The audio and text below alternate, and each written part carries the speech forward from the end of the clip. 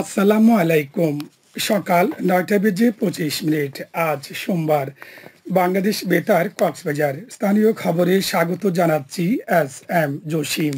রামু উপজেলার উত্তর মিঠাছড়ি বিমুক্তি বিদর্শন ভাবনা কেন্দ্র ও ভুবন শান্তি ১০০ ফুট সিংহসজ্জা গৌতম বুদ্ধ মূর্তি পরিদর্শন করেছেন প্রাথমিক ও গণশিক্ষা মন্ত্রণালয়ের উপদেষ্টা অধ্যাপক ডাক্তার বিধান রঞ্জন রায় পোদ্দার। গতকাল উপদেষ্টা ভাবনা কেন্দ্রে পৌঁছালে তাকে ফুলের শুভেচ্ছা জানান কেন্দ্রের পরিচালনা পরিষদের সাধারণ সম্পাদক শিপন বড়ুয়া সহ অন্যান্য নেতৃবৃন্দ।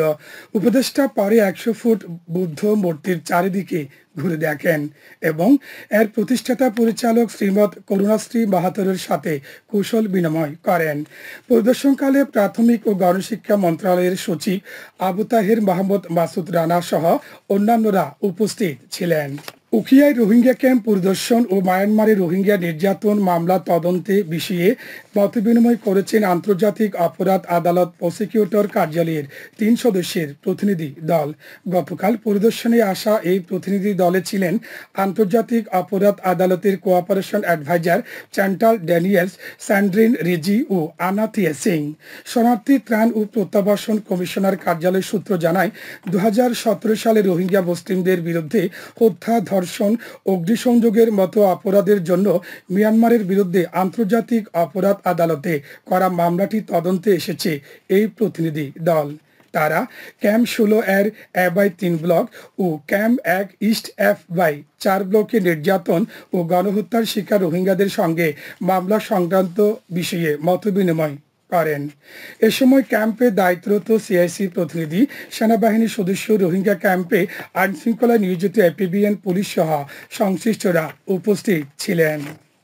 বিএসটিআই কক্সবাজার ও উপজেলা প্রশাসনের যৌথ উদ্যোগে চকরিয়া উপজেলার বিভিন্ন এলাকায় মোবাইল কোর্ট পরিচালনা করা হয়েছে।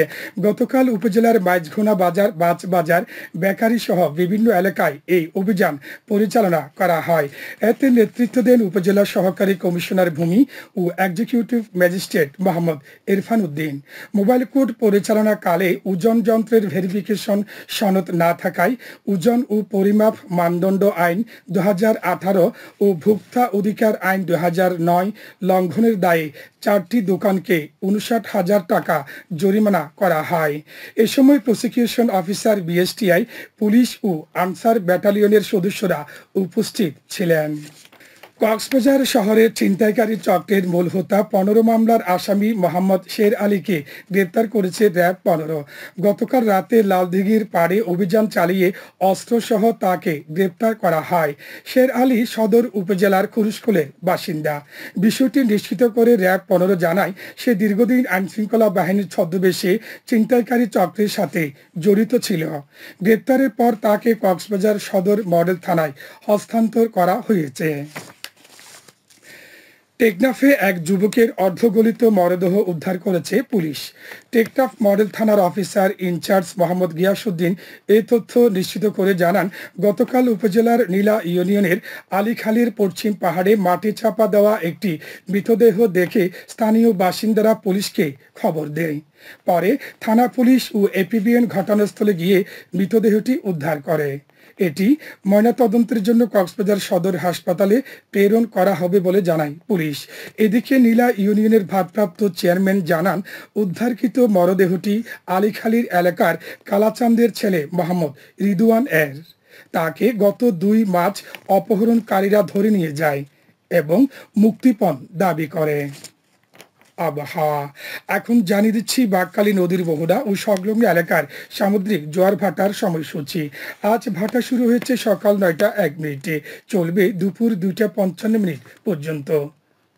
জোয়ার শুরু হবে দুপুর ২টা ৫৫ মিনিটে, চলবে রাত ৯টা ৮ মিনিট পর্যন্ত। সবশেষে পর্যটক বার্তা। পর্যটন নগরী কক্সবাজারে আগত ভ্রমণ পিয়াসুদের সাগরের পানিতে নামার পূর্বে সাবধানতা অবলম্বন করার জন্য অনুরোধ করা হচ্ছে। যারা সাঁতারে দক্ষ নন তাদের পানিতে বেশি দূর যাওয়া উচিত নয়। ভাটার সময় স্রোতের সাগরমুখী টান প্রবল হওয়ায় সাগরের গভীরে ভেসে যাওয়া এমনকি প্রাণহানির আশঙ্কা থাকে। সেই সাথে পর্যটকদের স্বাস্থ্যবিধি মেনে চলার পরামর্শ দেওয়া হচ্ছে। খবর শেষ হলো।